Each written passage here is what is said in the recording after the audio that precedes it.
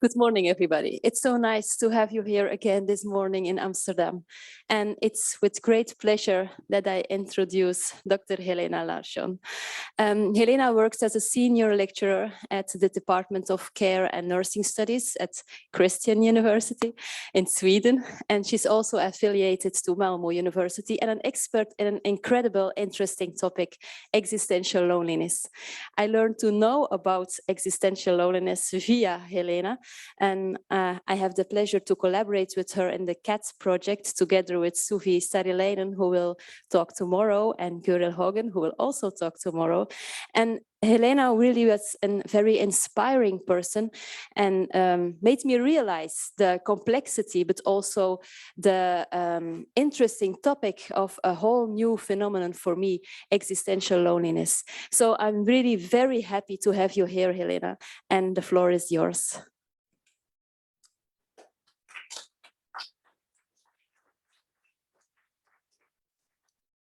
Thank you very much, Jessie, for the nice presentation.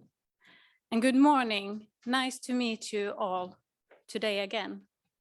Yesterday, we started with shame and ended with gratitude. And today we are going to start with loneliness.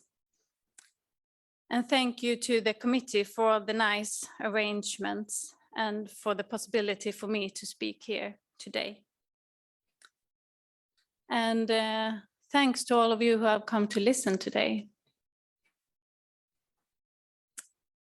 As Jessie said, my name is Helena and I'm from Sweden. I'm a registered nurse and I work as a senior lecturer in care science. So I do teaching and research in the field of nursing. And the university where I work is in the south of Sweden. It's called Kristianstad University, rather close to Malmö.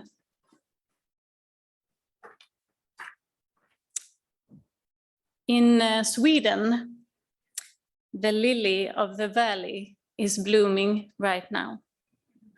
And for those of you who don't know, that's a lily in the valley on the photo. And I thought that we needed some flowers in the beginning of the day. However, it's not flowers that I'm going to talk about today. It's rather an ongoing project about existential loneliness. And I'm going to give you a subjective perspective, the voices of older adults, and an objective perspective when I talk about significant others' views. And what happens when the subjective and the objective perspectives meet? And how can existential loneliness be eased? And should it be eased? And I'm also going to talk about healthcare professionals' views and person-centered care. So, a research project that is going on in the south of Sweden is called the LONE study, where LON stands for loneliness and E stands for the existential dimension of loneliness. And the project has been running since 2015. And the starting point for this project was that one of the largest challenges for healthcare professionals is to talk to people about existential concerns in the end of life. At the same time, older adults raise the importance of talking about existential concerns such as dying and death. And one existential concern that we had rather limited knowledge about is existential loneliness. So when the LONE study started, we explored the concept, how it is defined, delimited, and expressed, and how existential loneliness is experienced by frail, older people and their relatives, healthcare professionals, volunteers, family care advisors, and managers of health and social care units, and we have continued to interview youths and immigrants. But who are frail, older people? In the LONE study, it is people who are 75 years and older, and with a long-term need for care. And in the LONE project, the word frailty is defined as being in need of long-term care, and therefore largely meeting the criteria for frailty set out by Freed. And who are we? The project team consists of researchers from Kristianstad University, Malmö University, Lund University, and the Institute for Palliative Care in Sweden. So what I'm going to present today is not only what I have conducted, it's the whole team. Maybe you recognize any of the names or someone in the photo.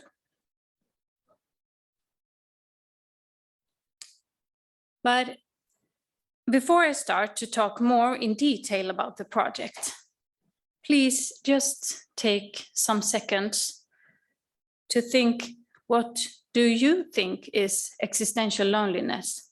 Or what is it not? How would you maybe define it or describe it? Or could you find the experience in some kind of story from your life? You don't have to tell, but just take some seconds to think.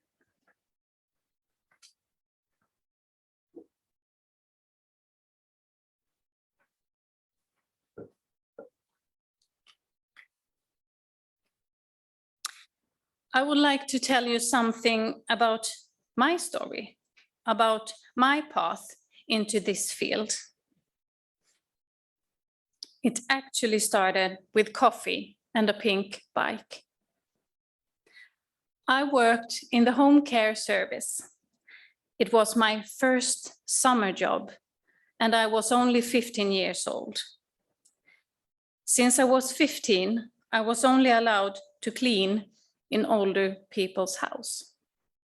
So my pink bike took me around to many interesting places and people. Often the persons I helped wanted me to have coffee. And of course, when the table was set, I said yes. I simply had to learn to drink coffee that summer, because when the cup was on the table, it was hard to say no. During the moments of coffee, I got to share their life, and many had a lot to tell. I learned about how it was to come to Sweden as a child from Finland during the war, and how it was to not be able to study, how it was to go to school for 6 years and not more, how it was to be a farmer, and about technology development. The stories were many. Looking back, I thought at that time that many of the people I met were lonely. But today I think, I wonder if they really were that lonely. Some lived quite alone at the end of a road with no neighbors. Others lived alone in a house or in an apartment, surrounded by others, but unclear whether they knew each other or not. Some went to eat lunch with others, perhaps in search for companionship or because they couldn't cook for themselves, while some ate alone at home at the kitchen table. Some seemed to talk often and a lot, and for a long time on the phone. Did they miss anyone? While others took a walk, maybe in the search for to be alone. What I want to say is that what I might have thought of as loneliness when I was 15 years old was certainly not always loneliness. Loneliness has several dimensions and is expressed in different ways. And I want to tell you a bit about that today.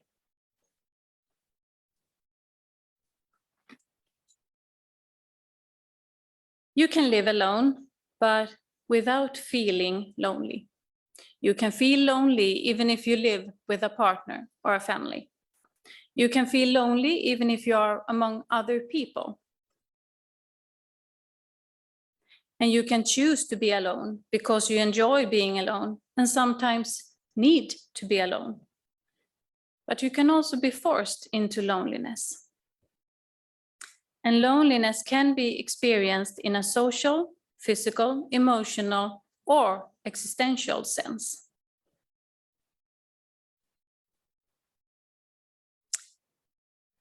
And often, loneliness is intertwined with different forms of loneliness. So, do we need to look at different forms of loneliness? Well, I think that from a societal perspective, if we want to ease loneliness, when the loneliness is difficult and a suffering, it is important to know what form of loneliness we are talking about.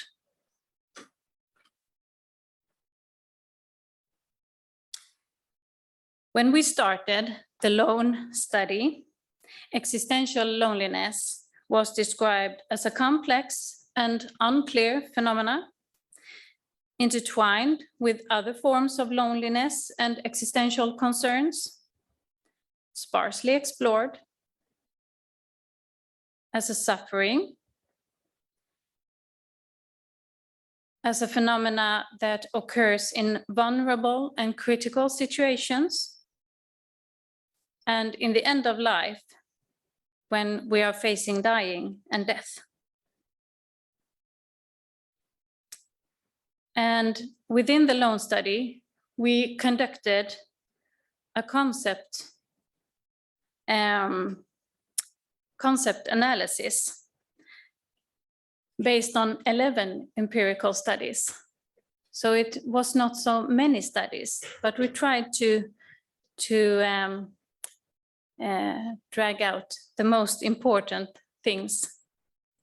And the analysis found that existential loneliness can be understood as the immediate awareness of being separated from other people and from the universe when experiencing oneself as mortal, or when in a crisis experiencing not being met at a deep human level and typically therefore experiencing negative feelings and emotions or moods, such as sadness, hopelessness, grief, meaninglessness, or anguish.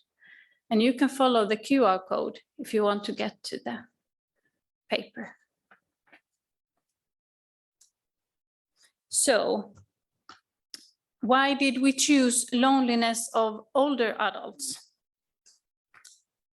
Well, in the LONE study, we choose to address older adults' loneliness because aging is described as an existential challenge, as a new phase, and because it's a time in life when you face losses, uncertainty, fears that can trigger feelings of loneliness.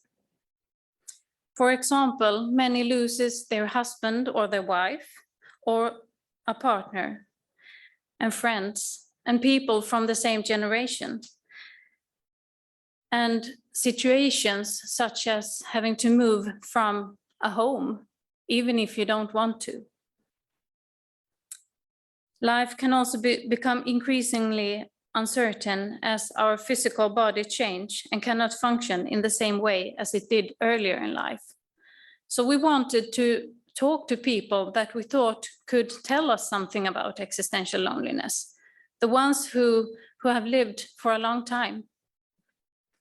Because it's a time in life when you have experiences and wisdom. However, something that is important to remember is that sometimes aging is described as a phase, but it's important to remember that we all are different and age in different ways.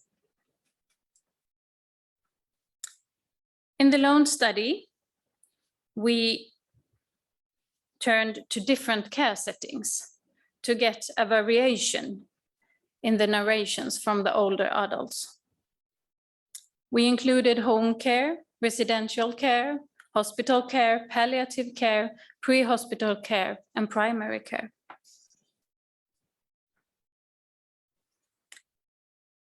And I would like to start by telling you something about what the older persons tell about existential loneliness.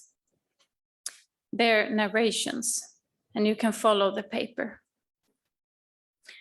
We interviewed 23 older persons individually about their experiences of existential loneliness. They were between 76 and 101 years old. 11 of them were women and 12 were men. 8 of them lived in residential care and 15 at home. In the interviews, we started by talking about loneliness in general. And thereafter, existential loneliness was introduced as we are particularly interested in your experiences of a deeper feeling of loneliness, sometimes called existential loneliness, a feeling that can come and go and be more or less intense. Could you please describe a situation when you believe that you have experienced existential loneliness, this deeper feeling of being alone? And I would like to share a quotation from an older woman when she experienced existential loneliness, when she felt vulnerable and suffered. And this is an everyday situation, something so easy to get help to get to the toilet. She says like this when she describes when she felt existential loneliness. One night I waited for an hour and a half. They didn't come. And when they did, it was too late. The toilet visits are the worst.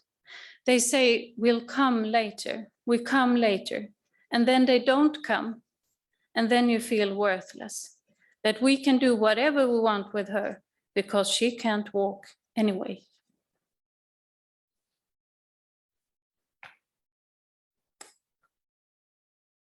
We found 4 themes in the data. And this is how the meaning of existential loneliness can be understood in the older person's narration. As being trapped in a frail body, as the woman we just heard about, and when being met with indifference, when feeling different and odd, and when having no one to share your life with, and when you lack purpose and meaning. And these 4 themes results in being disconnected from life. That's the overaching feeling. I will move further to existential loneliness from an objective perspective. Because we also asked the older person's relatives about their perceptions of existential loneliness. Is it possible to identify existential loneliness from the outside, from an objective perspective? The question was important since we know that relatives are an important resource in the care of frail older persons, and that they often are described as important advisors and decision makers. So we conducted 19 individual interviews with sons, daughters, friends, and other relatives to older persons. And they were between 49 and 67 years old. And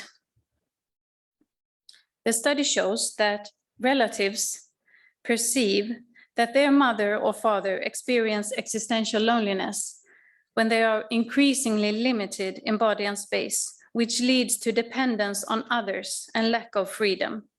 The decreasing mobility in space makes it difficult or impossible for older people to choose or decide for themselves where to be.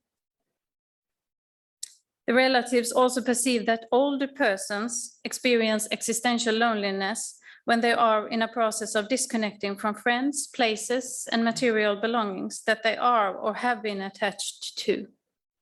The many losses make older people's lives empty, and this may give rise to existential loneliness. And when they are disconnected from the outside world, no longer have a sense of being a part of a community, but rather are in a state of alienation, which makes their life lonesome and gives rise to feelings of meaninglessness. So the limitations, the losses, and the alienation seems to be important things of existential loneliness. And in the next picture, I will show you an example of a quote from a son describing his mother's limitations and how he perceived that her life is meaningless and therefore she experienced existential loneliness. This is his description. It wasn't funny many times to hear, "I don't want to live anymore," that this isn't a life worth living. The impact of diseases and things like that she didn't have the ability to move and participate any longer. It's made her frustrated. We've always been doing things together. She's been with us, skiing in Austria and swimming in Germany and Belgium. And we've been bicycling in the forest and always been very active. And all of a sudden, not being able to move and be with us and be active. All of her life, now it's not possible anymore. Now I can hardly move. It's not a life worth living.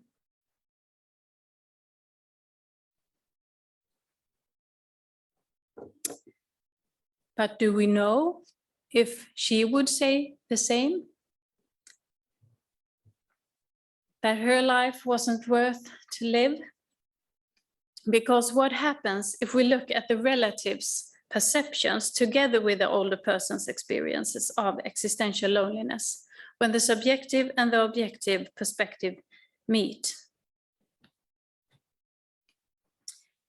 I have shown you some glimpses, just some small parts of what the older persons say and what their relatives say. And I continued with a study where I contrasted these two perspectives. As frail older persons in need of care might have difficulties in expressing themselves, their needs are often interpreted by others, for example, by their relatives, whose information healthcare staff often have to rely on. Results from studies using, for example, proxy ratings show that the ratings differ. And therefore, I thought that we had a need for a deeper understanding of these differences in order to guide healthcare staff in the provision of care. So I paired the interviews from relatives with the older persons. 15 older persons had given 1 or 2 names to relatives, and I looked at the older person's narration together with his or her relative's narration. And this is a case study.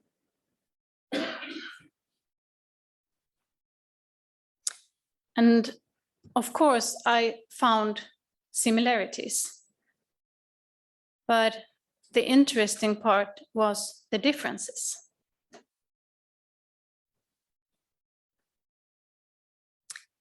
The study shows that one tension between frail older persons and their relatives occurs when they have different views of how to find meaning in life and thereby reduce existential loneliness. As a relative, it is easy to position ourselves from our own perspective to determine what brings meaning into another person's life.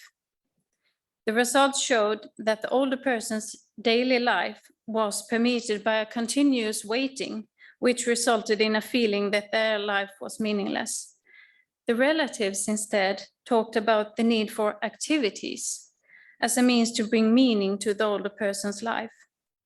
However, the older persons did not miss activities in general.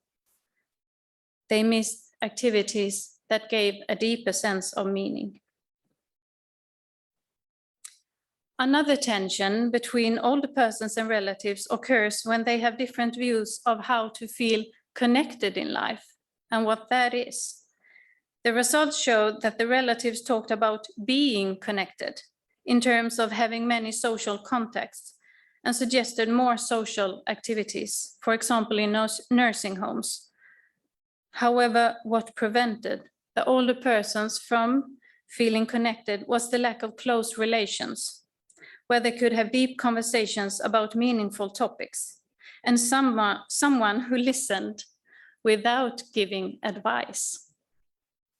The findings show that the older persons are taking part to a larger extent than being a part of something. And even if the relatives, of course, their endeavor was to connect the older person to a new social context, it may be difficult for the older persons to feel that they really are being a part of that. And the last tension between older persons and their relatives occurs when we have different views of freedom. The results showed that relatives often took on the role of decision maker for the older persons, perceiving that their help made it easier for the older person to manage his or her situation. But for the older person's existential loneliness actually arose when no one no longer asked them what they wanted. And how to involve frail older persons and make their voices and choices heard when they are dependent on help from others is a critical topic for ethical discussions. So, the study shows that there are similarities and differences between experiences and perception. Is it strange or unexpected? What would your answer be? Yes or no? I guess no, because experiencing something is one thing, and to perceive something is another thing. But what can we learn from these studies? Well, we can learn that how to involve frail older persons and make their voices and choices heard when they are dependent on help from others is important and something that we need to work with. And how to recognize and support a meaningful existence for people who are aged and frail is something that needs to be given high priority in healthcare settings to promote well-being and a meaningful life. We can also learn that existential loneliness is experienced and expressed in many different ways. And existential loneliness might increase although people are around. And there's a need for different ways to deal with existential loneliness. There's not only one solution. And we need to support both relatives and healthcare staff in the encounter with frail older persons who experience existential loneliness. But how can we recognize existential loneliness? And of course, there's only not one answer to this question. But I will soon give you an example of a narration where a woman describes the experience like to be in a bubble, in a vacuum. The reason why I show this narrative is that I believe it's a good metaphor of how existential loneliness can be experienced, and that the narration can learn us something important. The narration that I soon will show you is from a study where I interviewed spouses in multi-stage focus group. That is a method that I really can recommend when you want to learn something about a deeper phenomena and when people can help each other in the discussions. I met two groups who met 3 times respectively. The method is, for example, described by Hummelvold. The spouses were between 67 and 91 years old, and they had lived together for many years. And here is the narration from the woman about existential loneliness. Like to be in a bubble. I know that someone called, I answered, and they said, "How are you?" "Well," I said, "I do not know. I think I'm in some kind of bubble. I do not know, trapped in a vacuum." "Then you are alone. You do not really know what to do in this bubble. The bubble is horrible. After all, it has limits. It has been like a vacuum." Now, I want you to look at some words in the end that is marked in red. The words are then, has, and it has been. Since the woman tells us that it has been like a vacuum and that the bubble has limits, we can understand that existential loneliness might be a feeling that can come and go, and that it is possible to get out of the bubble. And therefore, our job will be to be observant and sensitive to when these kinds of stories or feelings or situations comes up. And you can wonder, how should that be done? Well, we have interviewed healthcare staff about their views.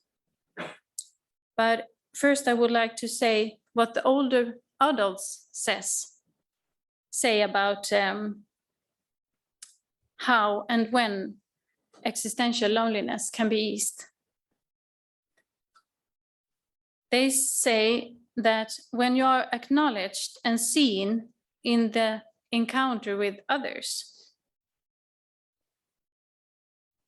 when you are in the focus of others' concern, when you feel closeness from other people, and when you have a meaningful togetherness with other people, not always with words, but if someone is listening. I don't think that anything of this is unexpected for any of us, but it's difficult. But healthcare staff who provide person-centered care and create possibilities for solitary time and meaningful togetherness can ease existential loneliness. And to ease existential loneliness among frail older adults in need of long-term care, healthcare professionals are important. And here is one example of a publication. We interviewed healthcare professionals from different professionals and backgrounds, in total 61 persons, 55 women and 6 men. And they were between 26 and 68 years old. And here you can see different professions.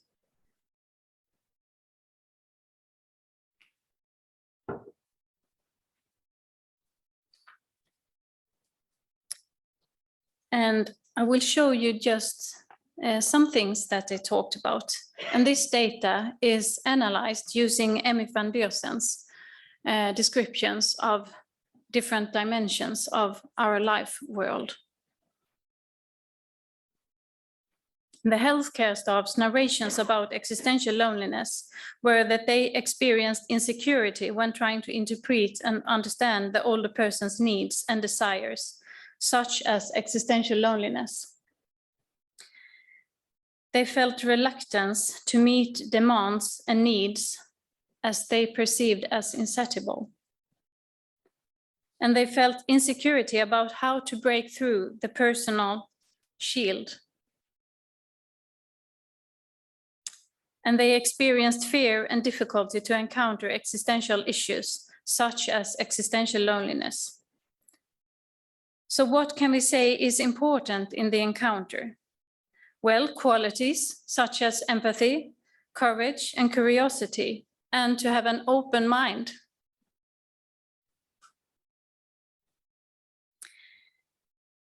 And to be listening, to be reflective, and to be able to change perspective. And to have knowledge and understanding of the older person's life. It was important to understand and be able to face existential loneliness. And one way to encounter people experiencing existential loneliness is to have a person-centered approach. But what is it to have a person-centered approach? Maybe, or probably, many of you have heard a lot about person-centered care. For me, the person-centered care starts with my own mindset and my own approach, and is something that needs to come from the inside. You can't teach anyone to do person-centered care or to give person-centered care. That needs to come from the inside. And the last year, rather many publications have covered person-centered care in the field of care of older adults, and this is just some.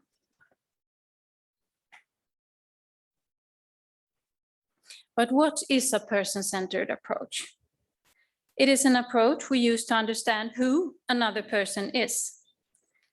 And to understand who the person is, we need to understand the person's needs and wishes. And we need to know something about the other person's life story. It makes it easier to understand who the older person is as a person. And to look at the world from the perspective of the other person, to be able to change perspective. But putting oneself in the shoes of someone else is not an easy process. And we will never be able to fully take the other person's perspective, but our task is to strive for such an understanding. And if we assume that all behaviors are comprehensible, our challenge as staff and fellow human beings is to be able to interpret and understand what the behavior stands for. And I would also like to give you one example of a model. The VIPS model by Dan Brooker is based on Tom Kitwood's work to develop the care of people with dementia. His work is described in the famous book, The Person Comes First. And the VIPS model is developed for care of persons with dementia disease, based on 4 central concepts, where V stands for value. Everyone has a value. I stands for individuals, to see each person as a unique individual. And P stands for perspective.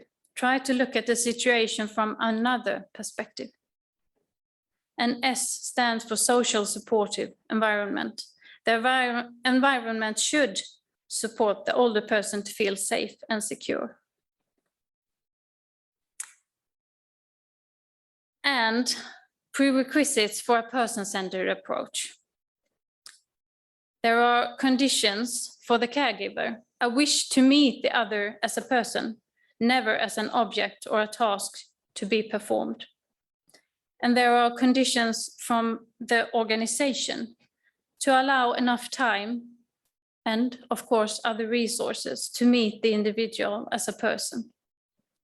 And conditions from the society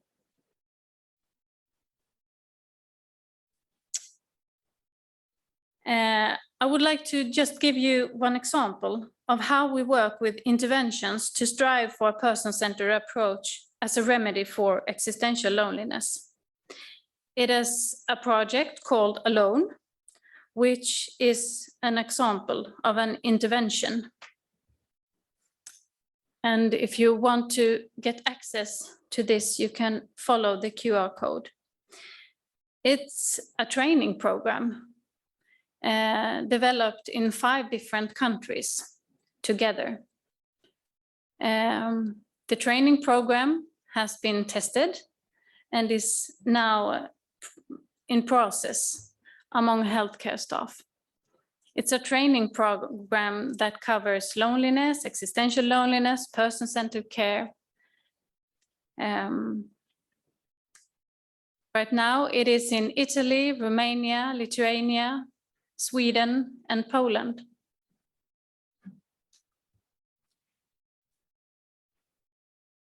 I just would like to show you a beautiful photograph.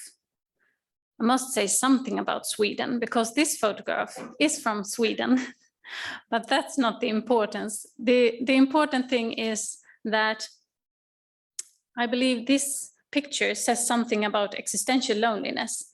Existential loneliness is for me like the clouds. Existential loneliness can come and go and be more or less intense, but it's a phenomena that do exist in people's life.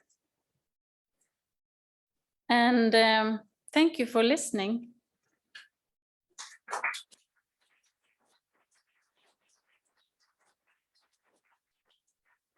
And I can also say that on the table, there's a list of all the publications in the LONE study. So if you want to take a picture of the publications or you want to take a paper with you, that's fine. Please do. Thank you, Helena, for the wonderful talk, introducing you and introducing us in such a complex phenomenon. I'm always impressed by your involvement with your participants, being older people, their spouses, their healthcare professionals, and really trying to gain insights in what they experience. I find that's very inspiring. I can imagine that there are some questions in the audience or in the people following at home. Somebody who would like to raise a comment or ask for a clarification, feel free to do so. I can bring the mic.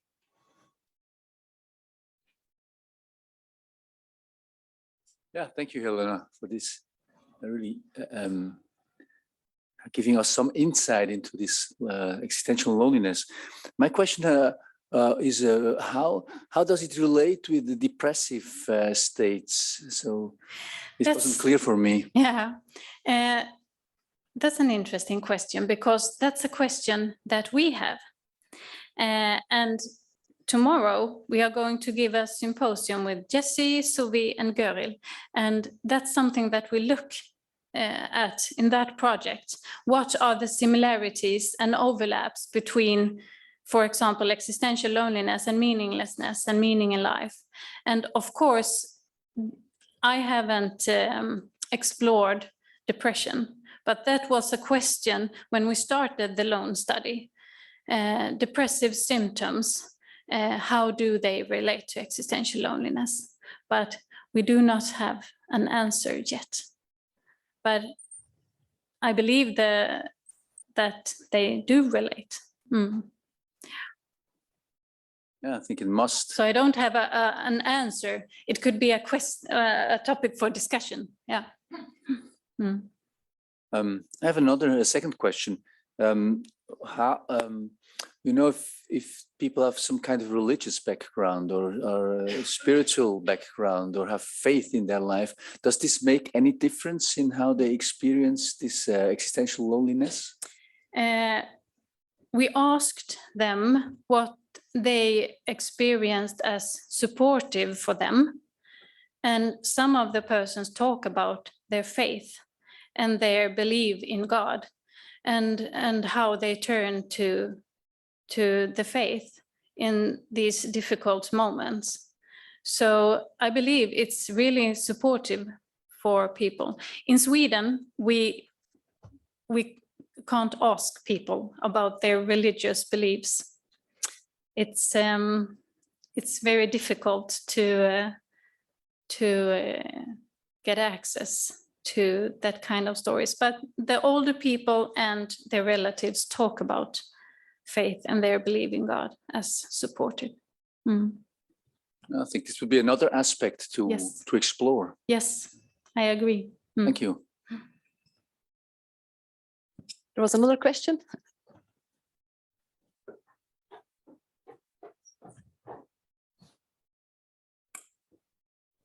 Yes, thank you for your talk. I had a question. You were talking about that person-centered care has to come from within, but how would you advise healthcare professionals to cultivate that? Yes, I believe it's very important when you educate people in person-centered care that education is built on reflection and self-reflection. You have to work with your own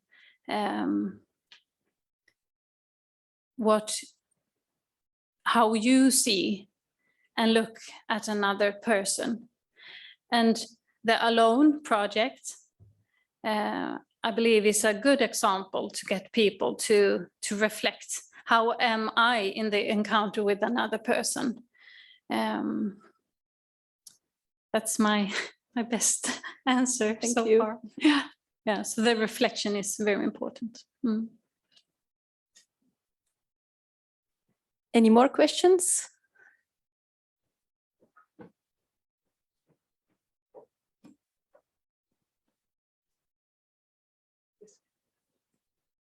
Thank you for your beautiful talk, in which the narratives take such an important place, although that is from a methodological point of view not easy to connect to symptom lists of depression. No.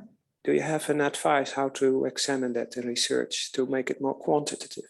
We wanted to develop questionnaires, existing questionnaires also, scales, but we found that existential loneliness is a far more complex phenomena than we thought. So we are not there yet. But of course, we need to have better ways to be able to detect existential loneliness and to do it in a more systematic way. But we have started with people's narrations. There was a hospital director or a manager. I would say, well, we have increasing numbers of older people and lower numbers of nurses. Yes. Is there not a risk to pathologize this type of suffering? Once more, could you repeat the last part? Well, with regard to a lack of resources, to what degree should we pathologize this type of problems? And I would say that I wouldn't like to pathologize it at all, but rather I believe we need an awareness as when we are working with people, we need an awareness of the existential dimension. And sometimes I believe that we do things that we don't need to do if we listen more to the people that we care for. What brings meaning into their life, and it's very, but it's of course an important question. Yes. Do you think we need other ways to manage our nursing staff to be able to do this? You already pointed out to it, but there are huge shortages to be expected that we even cannot offer any nursing for people who deserve it. I believe there's a lot of good interventions going on, and but we have a long way to go. And also today we can do so many things, but also sometimes we should not do the things. I don't believe that is an answer to your question, because your question is also something that needs to be discussed in many different groups and organizations. We wanted to provoke you a bit, but I'm Yeah. very happy with your answer. Yes. And I'm grateful with your answer. So yes. There's a question in the chat from Gerrit Glass. Are you also investigating existential loneliness in adolescence and pre-adolescence? Right now, we are doing studies among youths, teenagers, because that's also a situation or a phase in life when you face many limits, and you are growing up, and how it is to be an adult. So, yeah.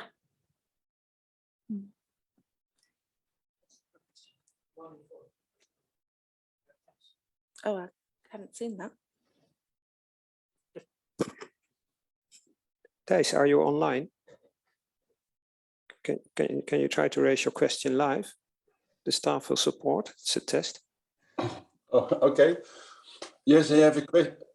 Yeah, I have a question about what you said about the participants who said they are being disconnected with life. Mm. Have you also asked about what those participants understood about quality of life, what they meant with being alive? No, we did not. And I know that you can look at the connection from many different angles, but right now we are looking for, in some of the interviews, we are looking for, when they talk about loneliness, do they at the same time talk, what do they more talk about? Do they talk about, for example, meaning in life? So no, we didn't ask them about it. Okay, thank you. Yes. Okay, one final question? No, it's okay.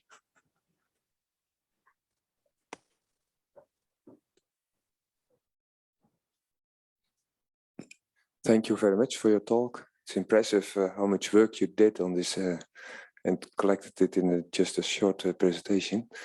I'd like to ask one question about suicidality and physician-assisted suicide. One of the theories on suicide just posits people become suicidal when they feel alone and not belonging to other people. And I'd expect people you interviewed also thought about suicidality or wish for euthanasia. So was this the... Actually, we expected more of stories like that people didn't want to live, but actually they talked a lot about life. So we were actually surprised, because we had expected more of that kind of stories. So that's my answer, but it would have been interesting to talk more about that also with them. Absolutely, yeah.